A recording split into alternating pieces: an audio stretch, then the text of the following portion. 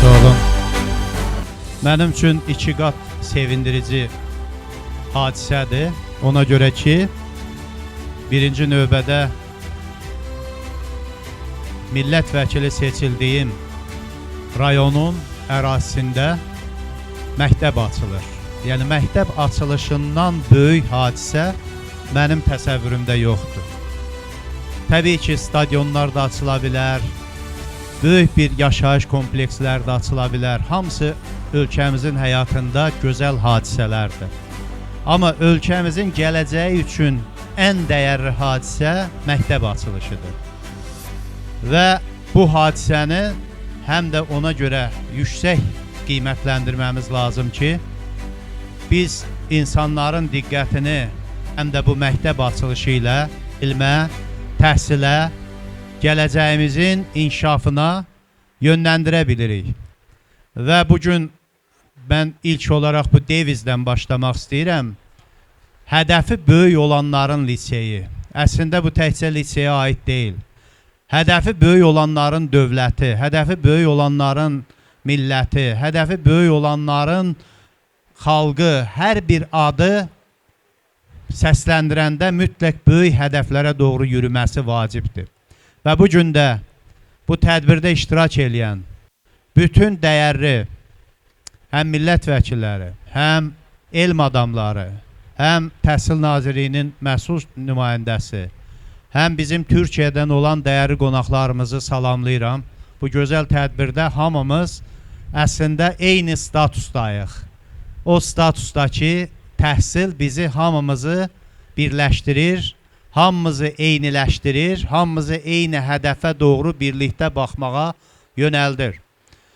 Və bu günləri günümüzün reallığı budur ki, bunu bir neçə yerdə söyləmişəm, təkrar olmasın deyə, artıq Sultan Səncərlərin dönəmini Əziz Səncərlərin dönəmi əvəz eləyib.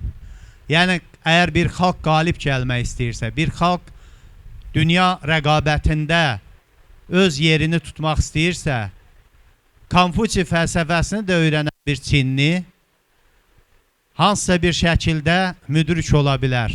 Amma günün tələbi olan elmi yenilikləri qəbul eləməyən, elmi yenilikləri əks eləməyən bir Çinli dünyada bugünkü möcüzələrin yaranmasında iştirakçı ola bilməz. Eyni şey Azərbaycanlıya da aiddir.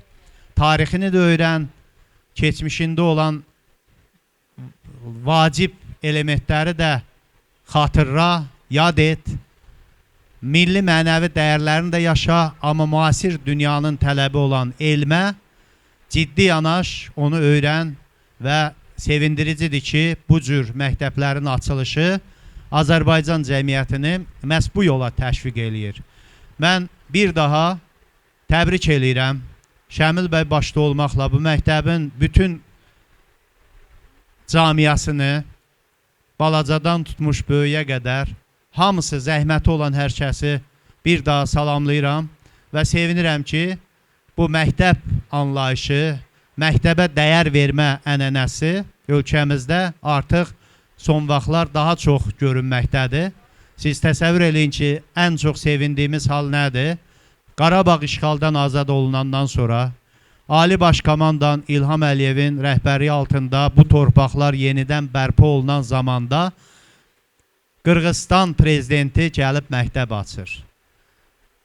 Türkiyə prezidenti gəlib məktəb açır. Özbəkistan prezidenti gəlib məktəb açır.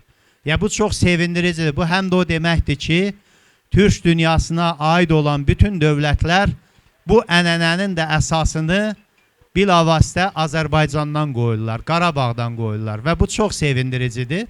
Və mən əminəm ki, bundan sonraki dönəmdə də biz birinci növbədə məktəb anlayışı altında bu toplumları, bu insanları birləşdirib və elm yolunda səylərimizi gücləndirib dünyanın aparıcı gücünə çevrilmə fürsətini dəyərləndirəcəyik. Onu mütləq birlikdə qazanacağıq. Bir daha uğurlar arzulayıram, təbrik eləyirəm.